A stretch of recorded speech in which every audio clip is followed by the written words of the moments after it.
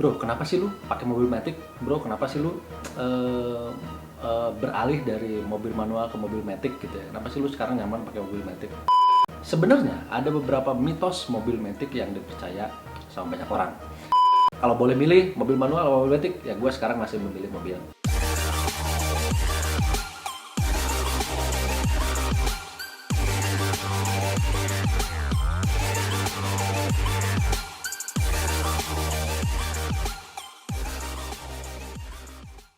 Halo semua, balik lagi di channel gua Hardy Gay. Di video kali ini gua mau ngebahas soal apa itu mobil matic. Kenapa gua mendadak mau membahas ini? Karena banyak banget yang nanya ke gua di DM maupun di komentar di channel gua. Bro, kenapa sih lu pakai mobil matic? Bro, kenapa sih lu beralih dari mobil manual ke mobil matic gitu ya? Kenapa sih lu sekarang nyaman pakai mobil matic? Emang nyaman katanya gitu ya. Banyak banget yang nanya hal-hal seperti itu. Nah, sebenarnya ada beberapa mitos mobil matic yang dipercaya sama banyak orang. Seperti kita ketahui bahwa mobil itu kan terbagi menjadi dua jenis transmisinya ya. Ada mobil manual, ada juga mobil otomatis atau yang biasa orang sebut adalah mobil matic. Gitu. Nah, belakangan ini mobil matic itu paling banyak dibeli orang karena memang memiliki kemudahan berkendara, apalagi memang di dalam kota. Selain itu, banyak mobil matic juga ramah bagi pengemudi awam sekalipun. Istilahnya tinggal gas, orang sudah bisa langsung jalan gitu ya. Tapi di samping keuntungan tersebut, mobil matic memiliki kekurangan. Beberapa diantaranya bahkan telah menjadi mitos mobil matic.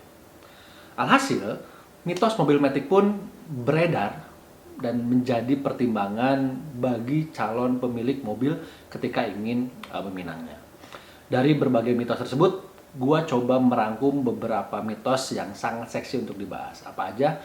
Nah, yang pertama, mobil matic dianggap sebagai boros bensin. Mobil matic yang dikenal sebagai boros bensin dan hal tersebut memang tidak terbukti kebenarannya kalau menurut gua.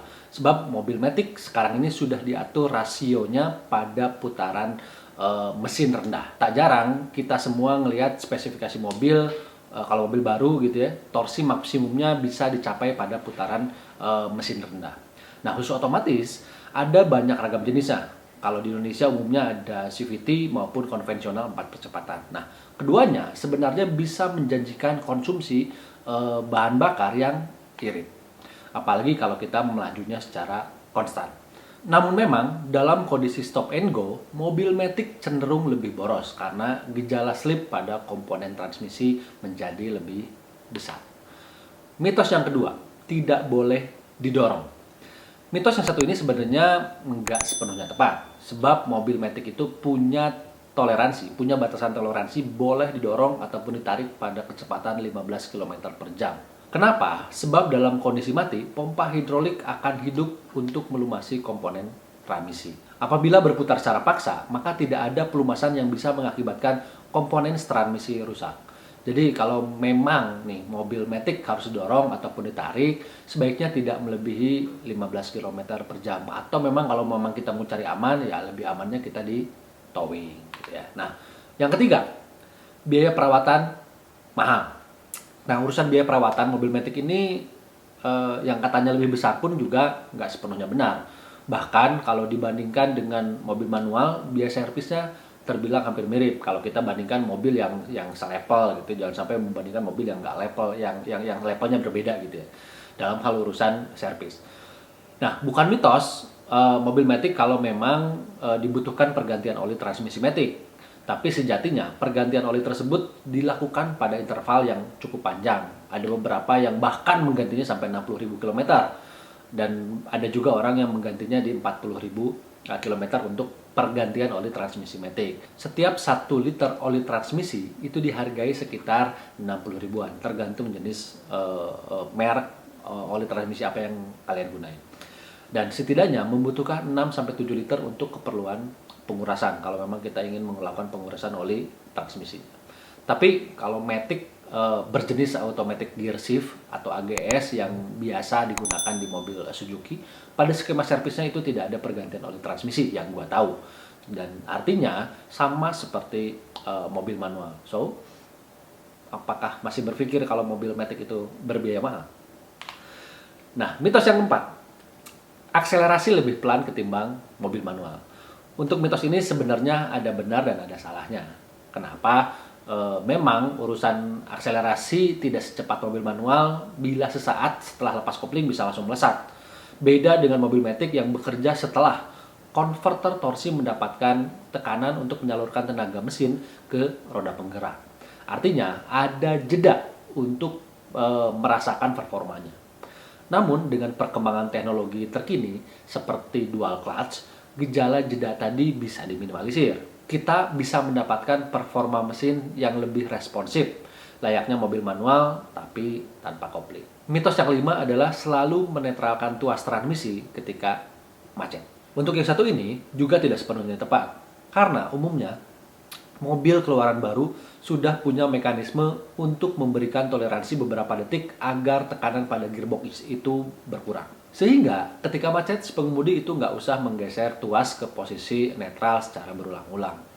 Bahkan, ada beberapa mobil yang sudah dilengkapi dengan auto brake, sehingga pengemudi juga nggak usah repot-repot menahan kaki pada pedal rem. Namun tetap untuk urusan keselamatan, tidak ada salahnya kita untuk menggeser transmisi ke kondisi netral ketika dalam situasi kemacetan yang cukup lama atau berkepanjangan. Gitu ya. Nah, itu mitos yang kelima. Mitos yang terakhir, posisi transmisi saat memanaskan mobil harus pada posisi N. Ketika memanaskan mobil matic, faktanya adalah posisi transmisi matic boleh berada di posisi N ataupun P. Sebab kedua posisi tersebut mesin dalam kondisi sama aja. Ketika berada di posisi titik tersebut, mesin dapat berputar dan oli juga bisa berputar sehingga proses lubrikasi bisa terjadi. Namun untuk menunjang keamanan saat memanaskan, ada baiknya tetap memposisikan tuas transmisi pada titik P. Posisi di P ini menjamin jika tuas tersenggol, mobil tidak akan melaju tiba-tiba. Nah, jadi bagaimana menurut kalian mitos-mitos mobil matic yang gue sebutin tadi? Ada yang sependapat atau mungkin bahkan ada yang tidak sependapat dengan apa yang gue jelasin tentang mitos mobil matic tersebut? Atau mungkin ada lagi loh mitos mobil matic di luar dari yang gue sebutin tadi? Silakan boleh tulis di kolom komentar apa pendapat kalian soal mitos mobil matic ini, biar jadi wawasan bagi pengendara-pengendara mobil yang ingin membeli mobil matic atau bahkan yang ingin beralih dari pengguna mobil manual menjadi mobil matic. Kalau gua sekarang sih mungkin sudah merasakan kenyamanan mobil matic dan sudah merasa dimanja sama mobil matic. Ya, kalau boleh milih mobil manual atau mobil matic, ya gua sekarang masih memilih mobil matic. Sampai di sini video gua kali ini. Jangan lupa buat like, comment, subscribe, dan share channel YouTube HDG. Sampai ketemu di video gua berikutnya. See you.